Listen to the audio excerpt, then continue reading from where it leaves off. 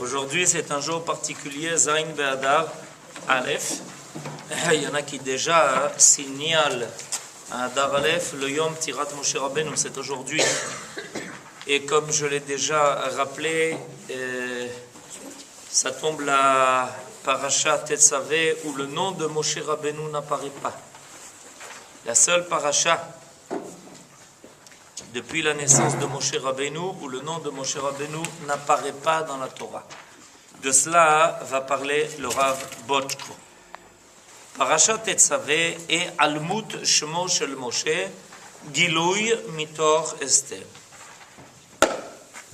L'occultation du nom de Moshe, c'est la révélation par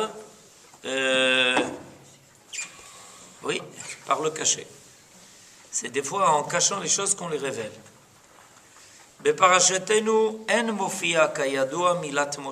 Dans notre paracha, il est connu que le mot Moshe n'apparaît pas. Mais justement, dans notre paracha, Uvleta ishiyuto bederech yotzet min haklal. Il y a sa personnalité est mise en évidence.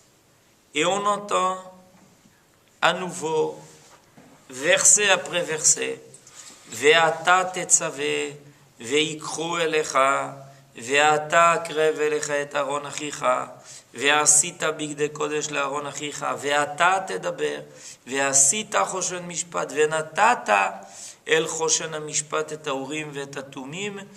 On entend un Kadosh Baruch Hu qui n'arrête pas de s'adresser à Moshe Rabbeinu à la première personne directement en lui disant c'est toi qui ordonneras, c'est toi qui feras, c'est toi qui parleras.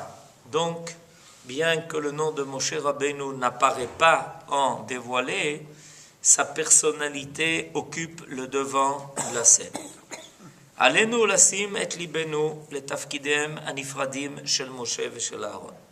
Et c'est le moment de faire attention à la différence des rôles que devaient remplir Moshe et son frère Aaron.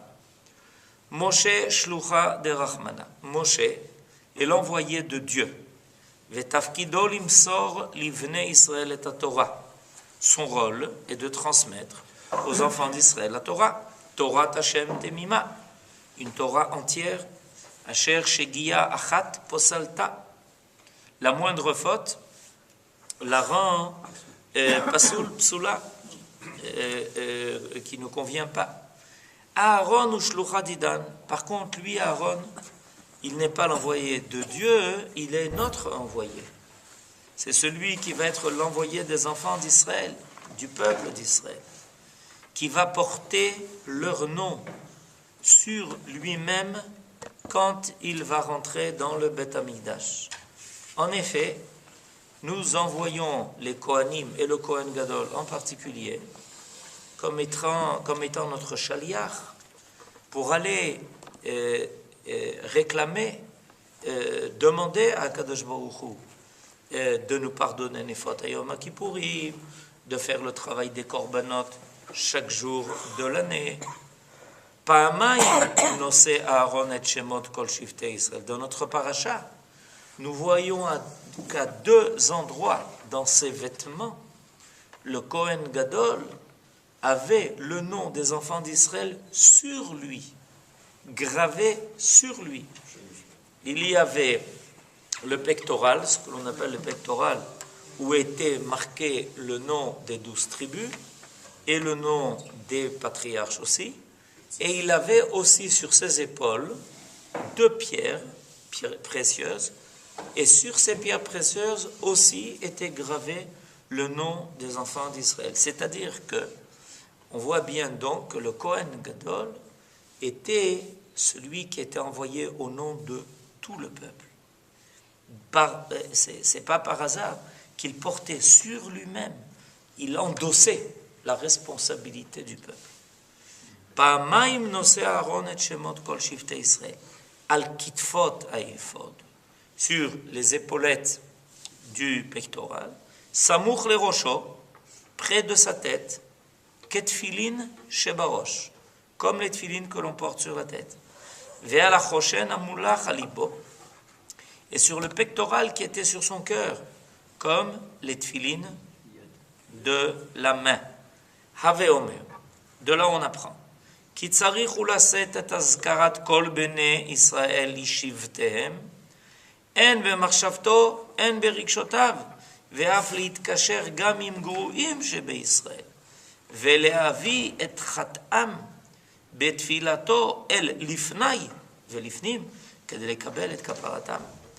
Donc on comprend donc à partir de là que le rôle de Aaron était de rappeler les enfants d'Israël dans toutes les tribus et d'amener avec lui d'une certaine manière, en d'autres sortes, il l'amenait dans le Beth Amikdash. Il faisait rentrer dans le Beth Amikdash. Et le jour de Yom Kippourim, il entrait jusque dans le Saint des Saints, représentant de tous les enfants d'Israël, sans en oublier aucun, qui devait occuper en permanence son esprit, c'est pour ça que c'était sur ses épaules près de sa tête, et dans son cœur, c'est pour ça que c'était le pectoral qu'il portait sur sa poitrine, il devait, en d'autres termes, être sans arrêt celui qui était attaché à tous les enfants d'Israël et qu'il se préparait à venir réclamer pour eux, en leur nom et en leur faveur, les bienfaits divins. Vous savez que le jour de Yom Kippourim, il y avait une grande tension dans le Beth Amikdash, parce qu'on attendait de voir si finalement son travail avait été accepté et que les bénis Israël avaient été pardonnés de toutes leurs fautes. Il y avait des conséquences énormes. Comment l'année allait se dérouler. Comme je dis toujours, qu'est-ce qui a été décidé à Rosh Hashanah Yom Kippourim, on le saura à la fin de l'année. Il faut que toute l'année se déroule comme une Megillah. Quand on aura fini la suite de tous les événements, il y en a à peu près un par minute, quand on aura fini la suite de tous les événements d'ici la fin de l'année, on a dit, ben voilà, maintenant on a su ce qui est en condensé a été décidé le jour de Rosh Hashanah et les 10 jours de Rosh Hashanah et Yom Kippourim et Kippourim compris. C'est-à-dire que finalement, il y a une responsabilité, il est en train de déterminer qu'est-ce qui va être décrété, qu'est-ce qui va être décidé pour tous les enfants d'Israël jusqu'à la fin de l'année. Donc, il avait une responsabilité immense, c'était lourd sur ses épaules. Il arrive que ces responsabilités ne soient pas remplies finalement. Parce qu'on connaît l'histoire du Kohen Gadol et des villes de refuge. En même temps que Nachon, ouais. Le Kohen Gadol, il n'est pas passif dans ce travail-là. Vous avez raison. Le Kohen Gadol, il est actif à 2 niveaux. Premièrement, dans sa capacité d'être lié à tous les bénis Israël. C'est un travail énorme. Déjà pour des parents, de porter dans leur cœur et dans leur esprit tous leurs enfants. C'est déjà un travail. Alors imaginez-vous ensuite, et on élargit au fur et à mesure. Au fur et à mesure, on élargit. Ensuite, une communauté, ensuite une ville, ensuite un pays, ensuite un peuple entier. C'est le travail du Kohen Gadol. La capacité d'englober dans son cœur, dans son esprit et dans son cœur, le souci du bien-être de tous les bénis Israël. C'est pour ça que quand quelqu'un commettait un crime par inadvertance, alors il était envoyé dans une ville d'origine jusqu'à la mort du Kohen Gadol, c'est comme si on imputait au Kohen Gadol une responsabilité de ce qui s'était passé. La deuxième tâche que le Kohen Gadol a, c'est d'être capable d'être celui qui va être l'avocat, celui qui va solliciter pour les enfants d'Israël. Il faut qu'il soit plein de bonté. Parce que quand on demande pour des gens qui sont bien, c'est facile. Mais quand on demande même pour des gens qui ne réussissent pas toujours leur vie et qui ont des échecs et qui font des erreurs graves. Et malgré ça, le Kohen Gadol devait donc porter tout cela en lui. שני התפקידים הנפרדים הללו נראים לכאורה כמנוגדים. Le rôle de Moshe Rabbeinu et le rôle de Aaron semblent contradictoires. Moshe מסמל את הדין. Moshe est l'homme de la loi. La loi est la loi. Magid devarav leYaakov, chukav ou mishpatav leIsraël. C'est son rôle. C'est d'amener la loi, c'est d'amener le din, de dire comment sera récompensé et comment celui qui transgresse une faute sera puni. Ve'Aaron mesamel et chesed. Et lui, Aaron, c'est celui qui fait la paix entre les béné Israël. C'est celui qui fait la paix entre les béné Israël et Akadosh Baruch Hu. C'est lui qui plaide, qui amène le plaidoyer des enfants d'Israël devant Akadosh Baruch Hu. A priori, Aaron donc, Eve mitalmidav shel Aaron, Oev shalom, Rodev shalom, Oev et abriot, mekarvan la Torah. Il semblerait donc que Moshe et Aaron aient des rôles qui sont totalement opposés. Lechaper al bnei Israël, mikol chatotam, achad bashana. Le rôle de Aaron est d'amener la kapara à tous les enfants d'Israël une fois par an. C'est à Yom Kippourim. וכמעט שיכול היה ההבדל להתפרש חלילה כשתי רשויות נפרדות. Et on aurait pu penser qu'il y a là donc ici deux domaines qui ne peuvent pas se rejoindre. Le domaine de la loi, le domaine du din et le domaine de la miséricorde. Le domaine du chesed. On comprend, Nachon, tu n'aurais pas dû faire ce que tu as fait, mais Akadosh Baruch Hu est capable de te pardonner. Et il y a le din, il y a l'ifni mishurat din, il y a quelque chose qui va au-delà du din. Et donc, a priori, et d'ailleurs, chez les hommes, en général, on sépare ces deux domaines. On ne les fait pas correspondre. Il faut qu'il y ait dans la société des hommes ceux qui s'occupent du din, de la loi est la loi, et ceux qui sont là pour faire le chesed, pour s'occuper des autres, pour aller au-delà de ce qui leur revient selon le din. Okay? On aurait pu croire comme ça. Oui, ça c'est la description des rôles. On voit dans la Torah, toujours c'est Moshe Rabbeinu qui se fait l'avocat des Bnei Israël.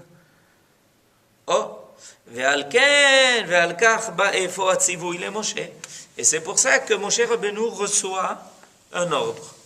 Ve'ata akrev elecha et Aaron achicha. Akadosh Baruch Hu dit à Moshe Rabbeinu, rapproche ton frère. Akrev elecha. Karov, les karev.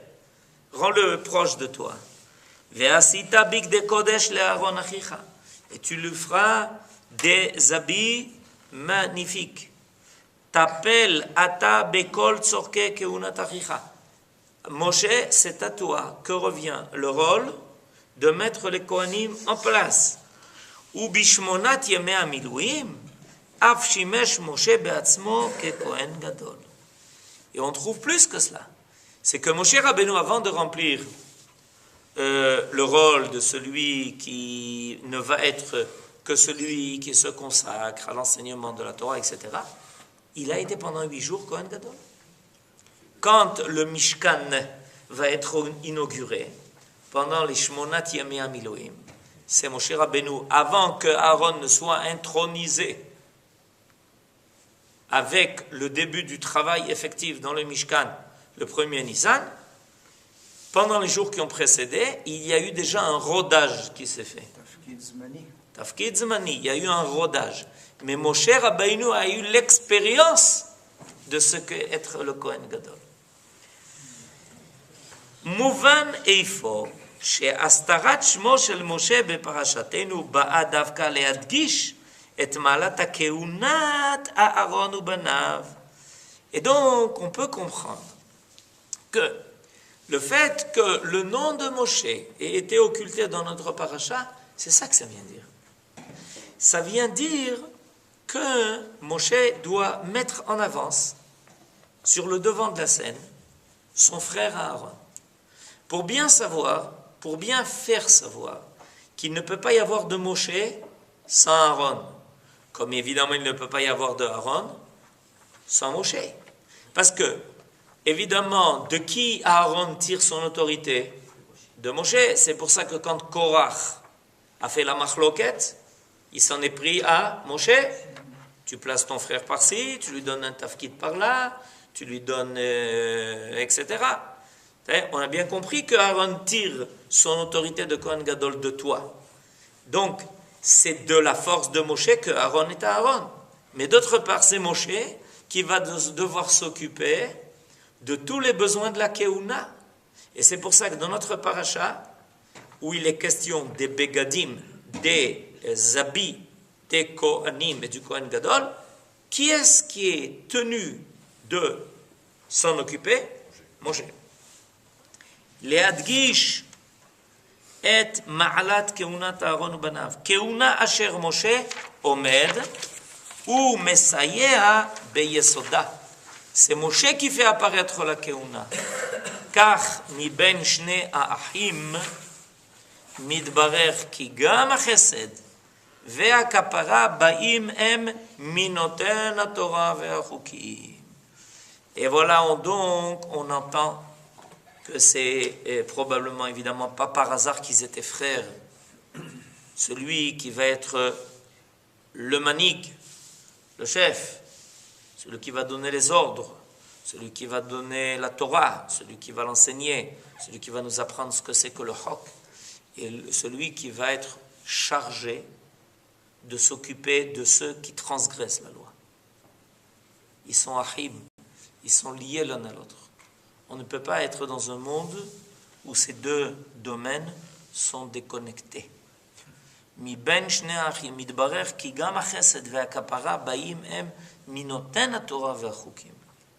ואין אהרון בא לכפר בניגוד למשה, או בנפרד ממנו, אלא בציוויו ובפקודתו. Et quand Aaron va plaider, quand il va amener un korban, le chaper, quand il va prier, demander de Akadosh Baruch Hu midat, arachamim, c'est pas à la place de Moshe, c'est de la force de Moshe. La Torah est une synthèse et un monde complet, total, où on a à la fois ce côté-là et ce côté-là. Et jamais un des deux côtés ne doit être ignoré. Que veut dire les Akdish, s'il vous plaît? Les Akdish, consacré. Les Akdish, ça veut dire consacré. Non, il demande les Adgish, c'est le dernier mot. Dagesh.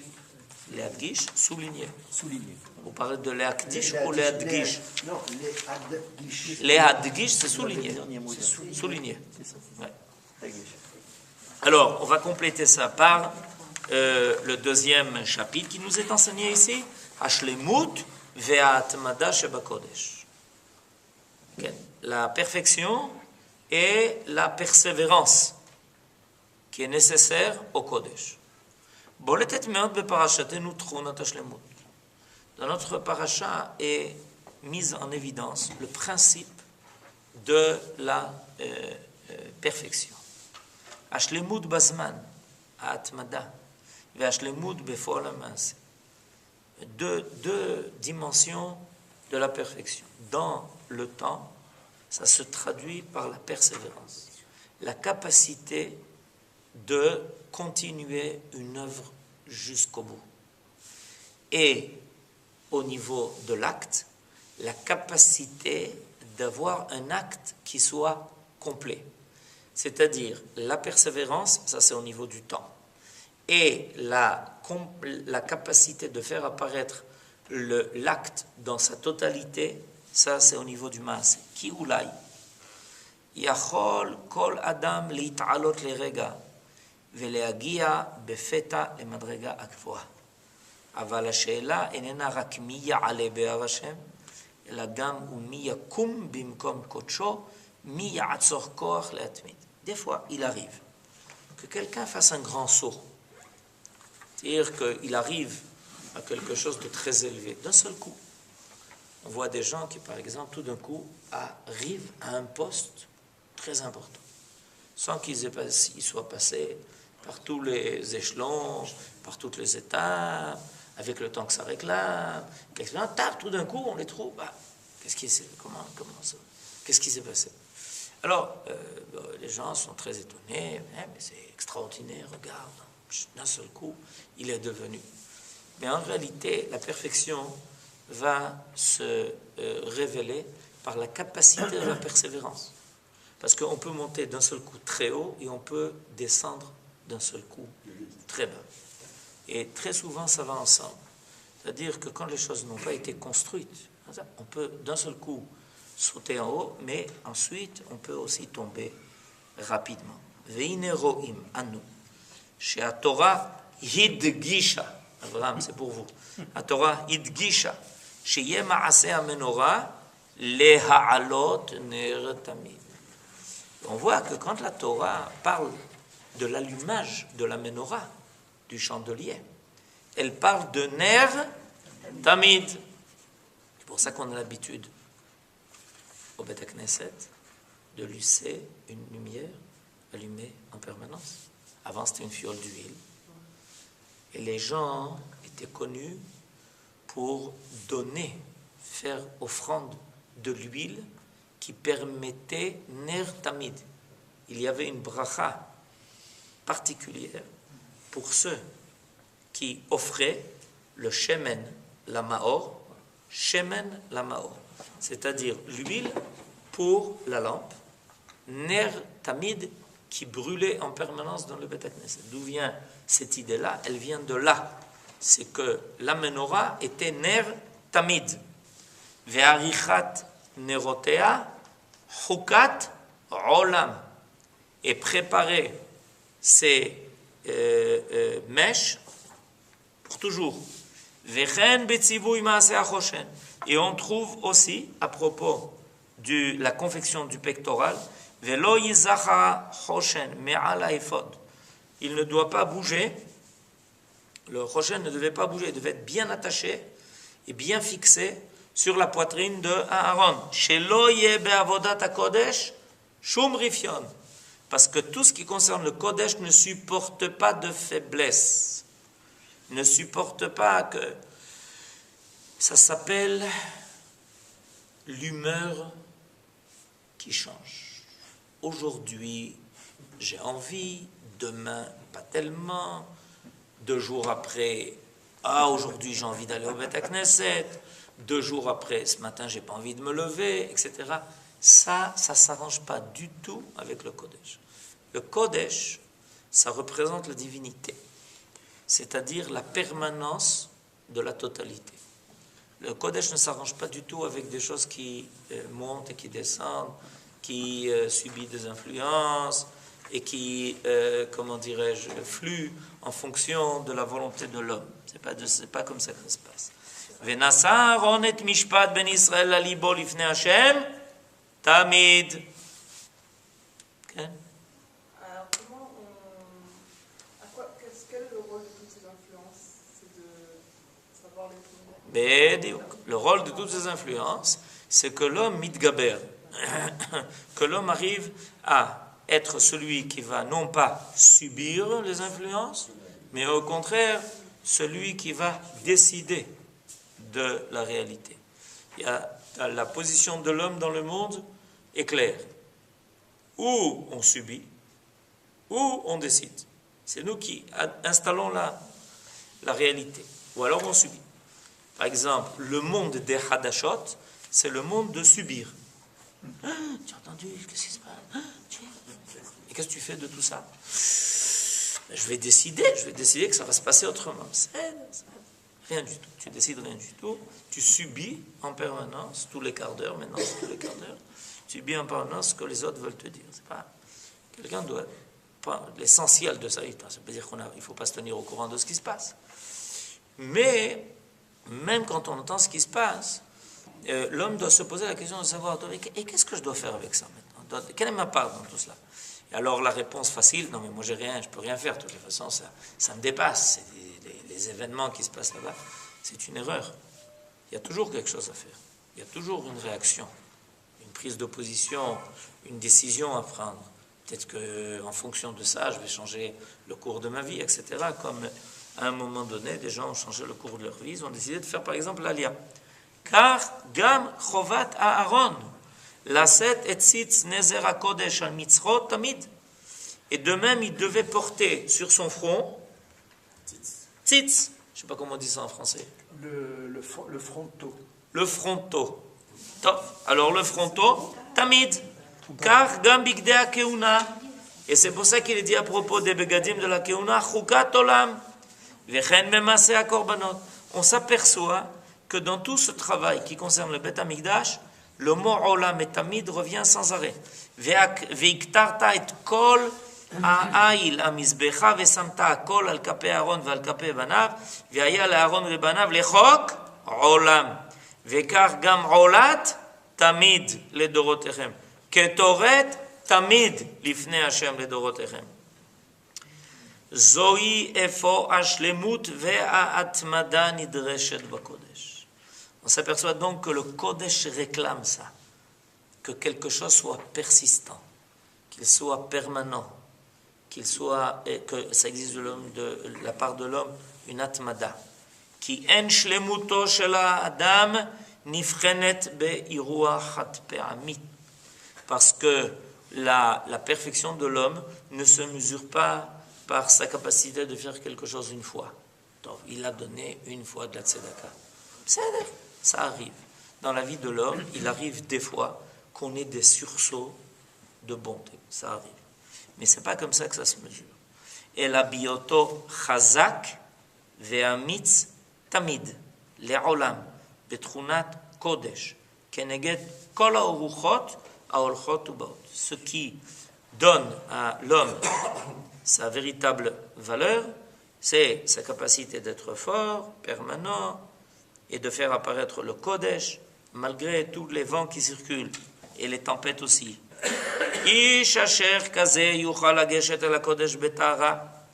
Un homme pareil pourra aborder le Kodesh avec pureté.